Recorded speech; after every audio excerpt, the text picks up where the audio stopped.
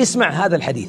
سمع النبي صلى الله عليه وسلم رجلا يقول: احفظوا هذا الدعاء أيها الأحبة واسألوا الله به. اسمع، يقول: اللهم إني أسألك بأني أشهد أنك أنت الله الذي لا إله إلا أنت، الأحد الصمد الذي لم يلد ولم يولد ولم يكن له كفوا أحد. فقال صلى الله عليه وسلم: والذي نفس محمد بيده لقد سأل الله باسمه الأعظم الذي إذا سئل به أعطى وإذا دعي به أجاب. الله أكبر.